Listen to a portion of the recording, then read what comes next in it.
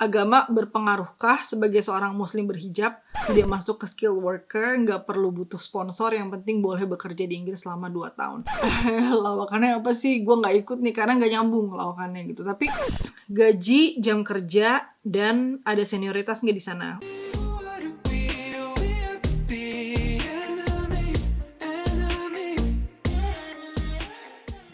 Halo guys, welcome back to my channel. Kali ini gue akan bacain lanjutan dari pertanyaan kemarin, yaitu cara cari kerja di Inggris. Ini part 2-nya. Part 1 kalau kalian belum nonton, jangan lupa ditonton dulu ya guys ya. Selamat datang buat kalian yang baru gabung channel gue. Kenalin, nama gue Seya. Sekarang gue adalah orang Indonesia yang tinggal di Inggris. Jadi video gue mostly seputaran tentang kehidupan di Inggris. Dan sekarang gue akan melanjutin pertanyaan dari Instagram ya. Kemarin gue jawab pertanyaan-pertanyaan dari YouTube, sekarang gue akan jawabin pertanyaan dari Instagram. Sebelum kalian nonton videonya, jangan lupa diklik tombol subscribe dan nyalain lonceng notifikasinya untuk support terus channel ini guys, oke? Karena dengan kalian subscribe, kalian bisa ngasih semangat ke gue, motivasi ke gue untuk selalu bikin konten buat kalian terus. Dan seperti biasa, gue mau disclaimer dulu, kalau kerja di Inggris tuh bukan berarti lebih baik dari Indonesia, bukan berarti gue bikin video ini untuk membanding-bandingkan ya kerja di Inggris dan kerja di Indonesia. Ini purely karena gue cuma pengen menjawab pertanyaan teman-teman subscriber gue dan juga teman-teman di Instagram, oke? Dan gue bukan HRD guys, gue juga bukan petugas home office, dan gue di sini bisa ke Inggris itu setelah gue punya visa spouse. Dan karena gue kesini bukan karena visa kerja, jadi gue menjawab pertanyaan kalian berdasarkan research guys. Nah, kalau untuk yang dari Instagram, gue akan blur penanyanya karena ada beberapa dari temen gue, karena gue nggak enak kalau misalnya gue naruh nama temen gue di pertanyaan gitu ya. Jadi yaudah, gue akan bacain pertanyaan aja, tapi gue nggak akan tulis namanya, alright? Pertanyaan pertama adalah, rumit gak sih kalau setelah lulus kuliah di sana, lalu kita mau cari kerja di sana, lalu mungkin menetap juga? Jawabannya adalah nggak sulit. Malah justru setahu gua peraturan yang terbaru tahun 2021, postgraduates yang lulusan dari Universitas Inggris itu dibolehkan untuk kerja selama 2 tahun di Inggris. Langsung kerja, jadi begitu lulus langsung kerja di perusahaan di Inggris gitu. Dan itu diperbolehkan, malah dikasih kelonggaran gitu. Jadi tidak masuk ke skill worker, nggak perlu butuh sponsor, yang penting boleh bekerja di Inggris selama 2 tahun. Nah, abis itu kalau misalnya perusahaannya oke, berlanjut dan kalian bisa menetap di sini. Dan setahu gue ada beberapa kampus yang kayak ngasih referensi-referensi perusahaan gitu yang nge-link sama kampusnya sendiri gitu. Tapi kalian lihat juga tipe beasiswanya ya. Jadi apakah kamu itu kuliah di Inggris karena beasiswa atau biaya sendiri? Soalnya kalau beasiswa biasanya contohnya LPDP ya. Aku dapat info dari Kak Selvin, senior aku yang di UCL. Pernah bikin video juga, jangan lupa ditonton videonya.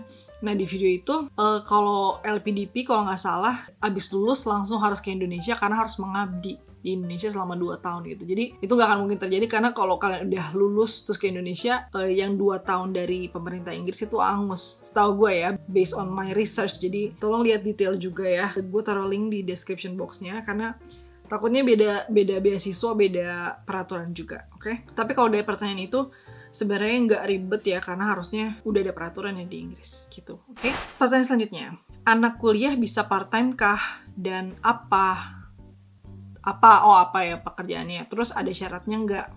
Part-time bisa. Syaratnya apa?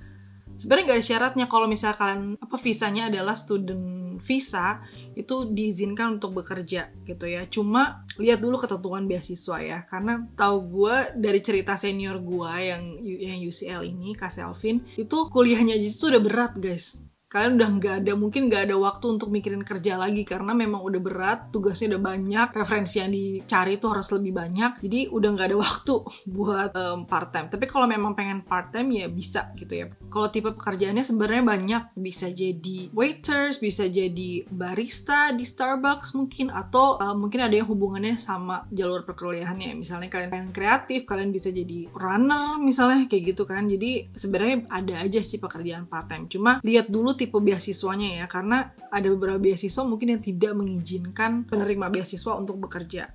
Jadi gue ngasih satu contoh aja. Kalau di University of Cambridge boleh untuk kerja gitu.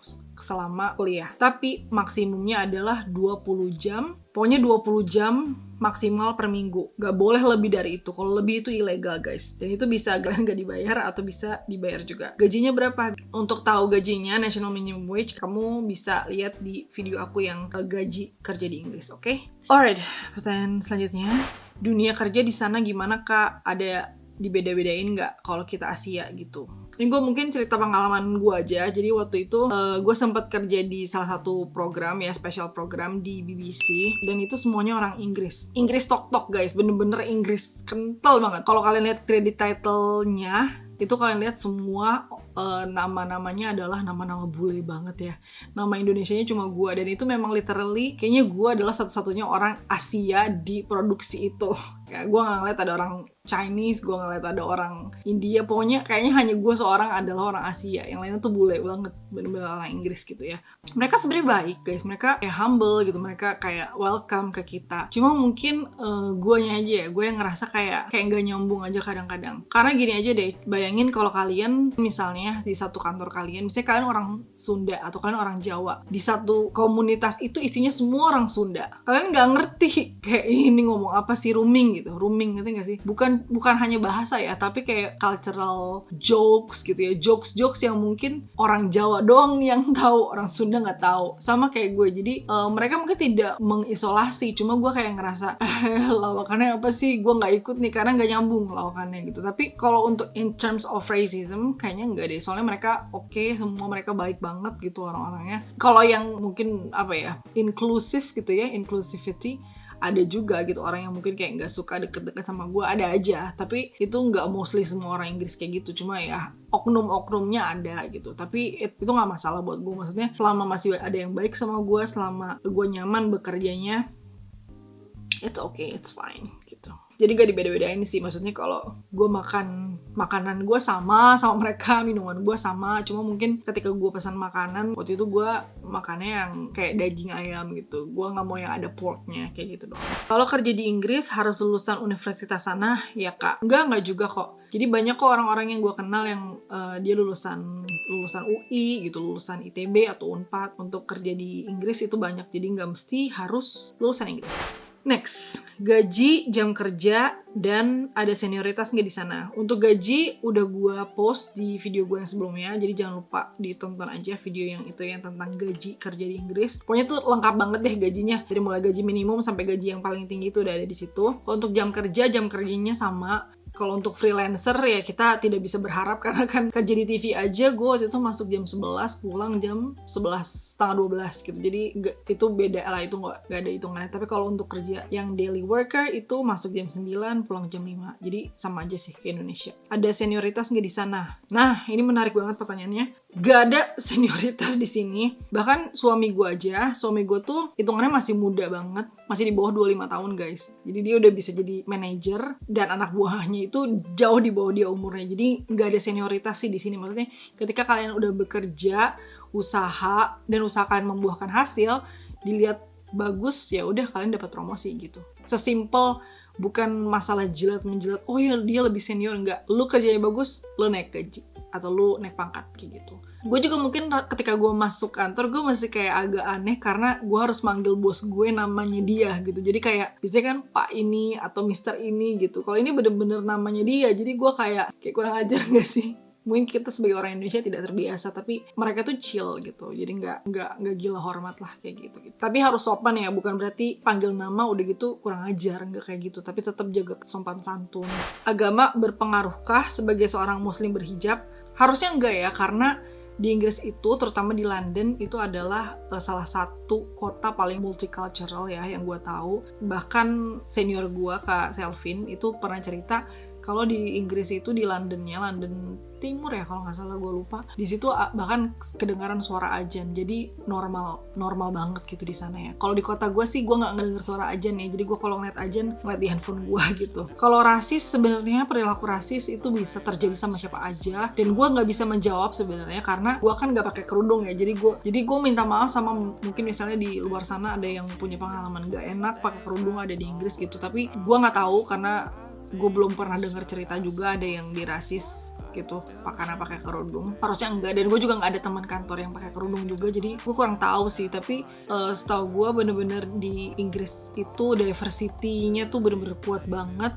Bahkan yang kayak gue sebutin waktu di video first impression gue harus isi form yang gue dari mana, agama gue apa, ras gue apa, kayak gitu, karena mereka menjaga banget diversity gitu. Jadi semakin diverse perusahaan itu malah semakin bagus gitu, karena dia tidak rasis kan gitu. Jadi mungkin ada oknum-oknum ada, tapi gue sendiri belum pernah melihat ada orang pakai kerudung dilecehkan gitu ya di depan gue gitu, belum pernah. Karena kalau misalnya ada kejadian seperti itu di kantor, kita bisa ngelapor ke, gue lupa namanya, ntar gue tulis ya di bawah. Pokoknya kita bisa ngelapor tindakan rasisme itu. Jadi di sini hukumnya kuat, jadi gak usah khawatir sama kalian yang muslim berhijab. Oke? Kalau kuliah di Inggris, apa jaminan langsung kerja di Inggris? Jaminan sih enggak ya, tapi mungkin lebih mudah prosesnya mungkin. Seperti yang gue sebutin sebelumnya, ada rules yang mengizinkan pasca sarjana yang lulusan Inggris itu kerja di Inggris selama 2 tahun gitu. Itu mudah prosesnya, tapi tidak menjamin kalian langsung kerja di Inggris. Nggak jamin ya, nggak bisa bilang aku kuliah di Inggris pasti aku langsung jamin kerja. Ya enggak, tergantung juga kalian ada perusahaan yang mau nge-hire kalian atau enggak gitu ya. Alright, ini pertanyaan terakhir. Cari kerja di London susah nggak? Jawabannya adalah susah. Susah banget guys. Di Jakarta aja, di Indonesia aja menurut gue susah ya cari kerja. Apalagi kalau misalnya pekerjaannya yang memang industrinya keras banget kayak media, itu susah banget masuknya. Setahu gue ya, yang kayak gue ceritain sebelumnya, ada orang yang apply, jadi gue sama-sama apply sama dia tuh udah nganggur guys 2 tahun 3 tahun apa. Susah, jadi memang luck, keterampilan, usaha, doa, itu semua harus jadi satu. Tapi susah bukan berarti nggak mungkin. Ya, balik lagi gue kasih tahu sama kalian nih. Gue bukan mau menjatuhkan harapan kalian, justru gue mau ngasih tahu kalian, nih, ini adalah medan perang. Kalau kalian ke medan perang, kalian nggak bisa cukup datang pakai tank top, pakai hot pants. Ya nggak bisa, kalian harus pakai pelindung, kalian harus bawa senjata, harus bawa granat lah segala macam. Jadi ketika kita masuk dunia perang, kita mau masuk ke Inggris, kita harus tahu senjata-senjata apa yang kita perlukan. Susah. Apakah mungkin? Ya mungkin. Sekarang balik lagi aja guys, Inggris itu kecil guys. Orang di Inggris aja belum tentu dapat kerja, apalagi orang dari luar masuk ke Inggris, ke negara yang kecil banget ini gitu. Udah pasti susah. Jadi intinya adalah yang kayak gue sebutin tadi, kalau kalian punya semua kriteria dan bahkan kalian bisa lebih baik dari orang Inggris, that's your moment to shine ya. Di sini juga gue tidak mau menghakimi, karena gue juga tahu susahnya cari kerja ya, susah banget. Di Indonesia pun gue susah cari kerja.